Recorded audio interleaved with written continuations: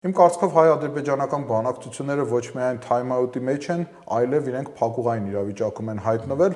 Վաղուց էին կողմերը մոտենում այս փակուղային իրավիճակին, մասնագետներն էլ զգուշացնում են, որ կգանք եւ կհասնենք սրան, կողմերը sense ձգտում են երկրորդական ինչ-որ հարցեր կարգավորելով, ցույց տալով իրենց լավ տրամադրվածությունը, հատկապես հայկական կողմը բնականաբար միմյանց հանդեպ եւ այլ, հիմնականը թողնել մի կողմ։ Բայց ի վերջո այդ երկրորդական բաները սպառվեցին, եկավ հիմնականի ժամանակ եւ պարզվեց, որ հիմնականի հարցով կողմերն ունեն իրարից բացարձակապես տարբեր դիրքորոշումներ։ Դրա խորհրդանշական ավարտը եւ այն ինչ համաձայնեցրել են, դառնում է առ-ոչինչ։ Ըստ էության համաձայնեցրել են ինչ մենք չգիտենք։ Հայտարարվում է 17 կետից 15-ի մասին, բայց մենք այդ կետերի բովանդակություններ լիարժեք չգիտենք։ Ավելին, քանի դեռ ոչինչ համաձայնեցված չէ, այդ կետերն էլ ինքնին աշխատանքային տեսք ունեն եւ ամեն րոպե կարող է փոխվեն։ Հիմա եթե ինչ-որ